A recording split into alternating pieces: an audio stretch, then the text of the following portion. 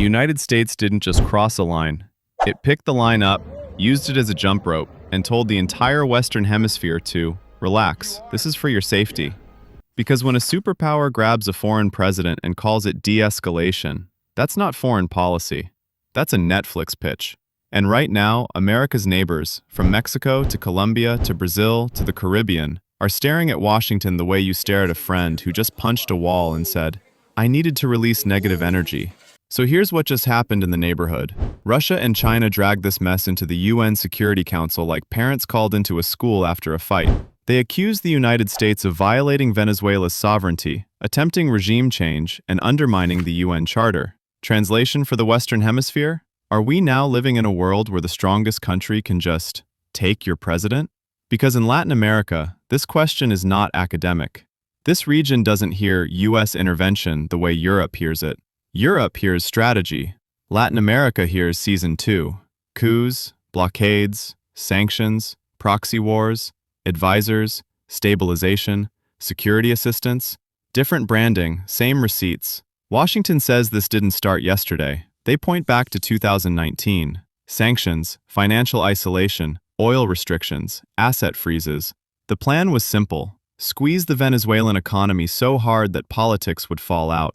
They expected people to turn on Maduro, the military to fracture, the government to fold like a lawn chair. Instead, Venezuela collapsed, but the leadership didn't.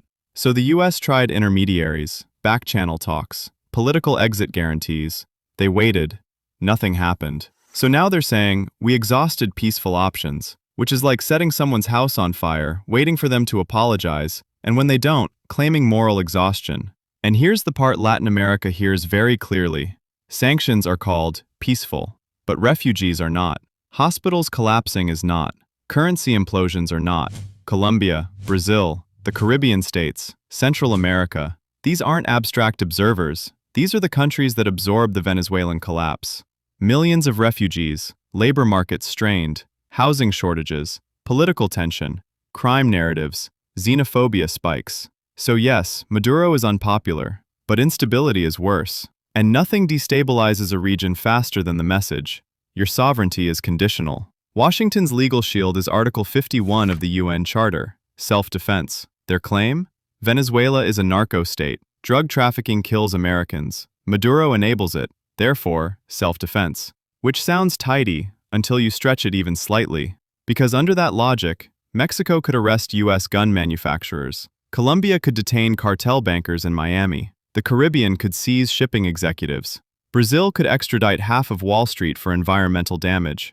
At that point, international law stops being law. It becomes a Yelp review system with missiles. Under international law, sitting heads of state have immunity. You don't drag them into your courts. You don't try them under your domestic laws. That rule exists to stop geopolitics from becoming bounty hunting. The US workaround? He's illegitimate, which is legally convenient. Because now recognition becomes a weapon. If Washington doesn't like you, your immunity dissolves. Your office becomes fictional. Your borders become negotiable. Russia and China didn't intervene because they love Maduro. They intervened because they hate precedent. Venezuela is a strategic partner. Oil contracts, debt deals, weapons sales, regional footholds. But more importantly, it's a line. If the US can do this here, it can do it anywhere. The Emergency Security Council meeting unfolded exactly how everyone predicted. Statements, accusations, condemnations, veto threats. Result? No resolution, no enforcement, no consequence. Just vibes. The UNSC at this point is less a governing body and more a podcast. The US once defended the release of Honduras's former president, calling him a victim of political persecution. Now Maduro is illegitimate. Same court system, opposite morality, which tells the region something it already knows. Justice does not travel alone. It travels with alignment. America's neighbors are not celebrating because states don't think like activists.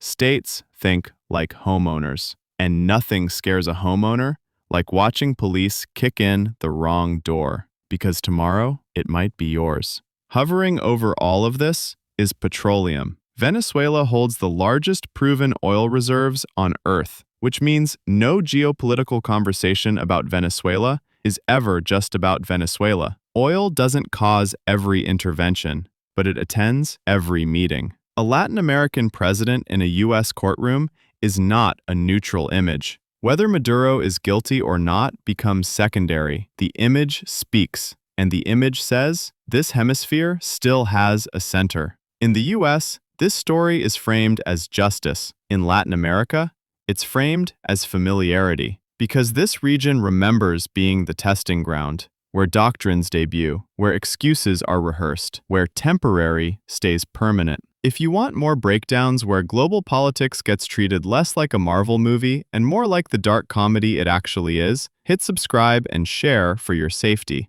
because this season's writers are getting reckless.